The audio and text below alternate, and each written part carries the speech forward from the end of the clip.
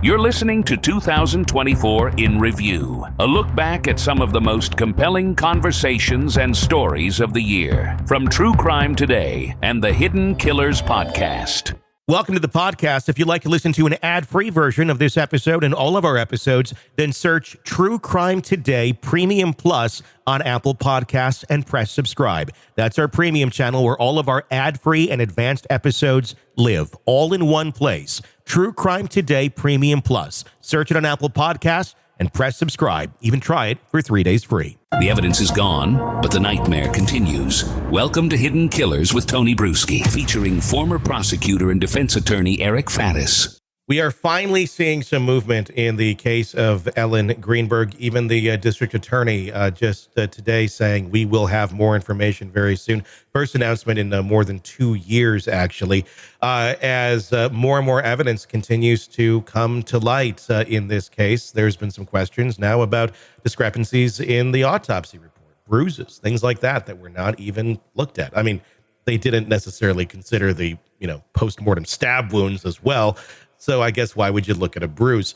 But we're seeing people finally saying this is wrong. There's something very wrong here. Joining me to discuss, Eric Faddis, defense attorney, former prosecutor.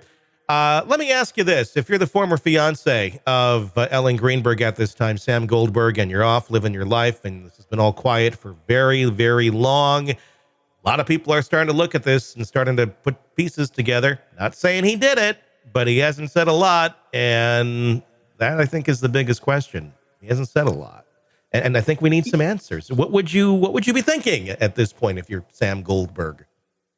Historically, especially when a woman is killed, or someone believes she's killed, they look towards the spouse, and so that's usually step one is looking in that person's direction. And if this thing has changed from a suicide to a homicide, that's going to reinvigorate this investigation, and he will be the first target they're looking at. I understand being perhaps tight-lipped about a situation that you could be investigated in, even if you didn't do anything. But I imagine he's feeling more nervous than most with respect to this issue. I would be wondering that. I mean, again, he has never been charged with anything. He is an innocent man as of right now. But yeah, I mean, just you look at the pattern of any of these cases, that's the first person you look at. The problem is this was never investigated. It was very quickly cleaned up the next day. There was people from Goldberg that got in, his attorney and family got in there. It got allegedly a lot of the evidence out in terms of like digital evidence, computers, cell phones, things like that. Place was cleaned up. It wasn't considered necessarily a crime scene, and everybody moved on.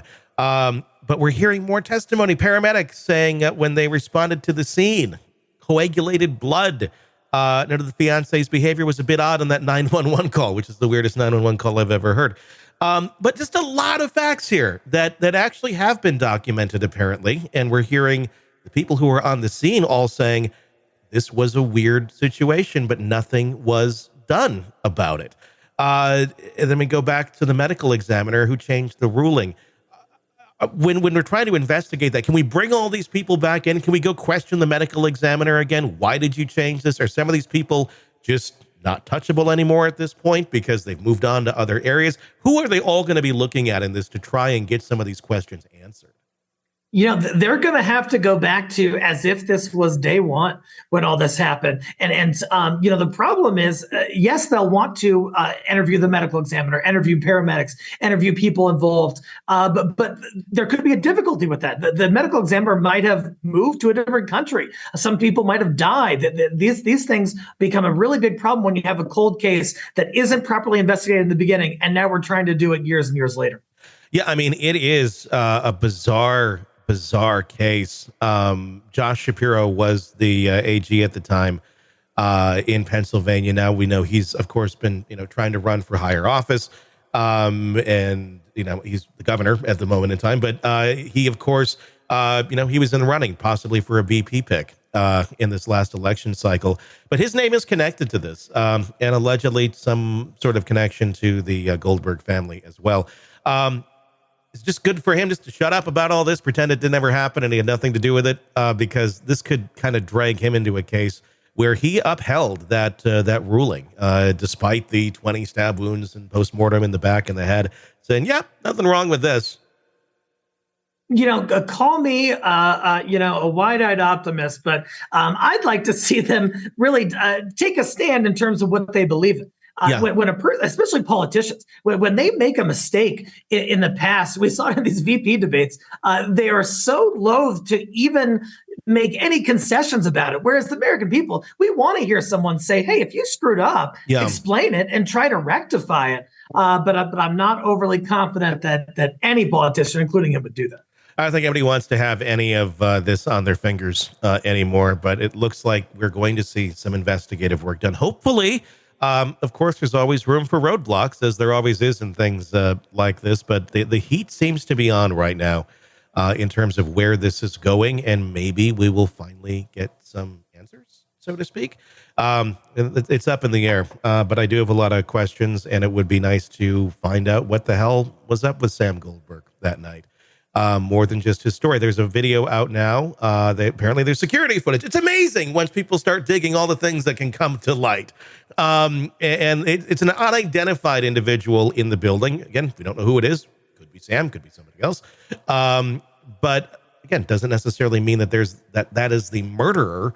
But again, just a lot of questions to be looked into. I'm sure digital footprints are going to be a big question here too. But I mean, how much of that exists all these years later, especially if you knew that you may be a suspect and nobody's stopping you or taking your phone? I don't know. I think I'd be getting rid of every single piece of data I have, even if I had nothing to do with it, just in case.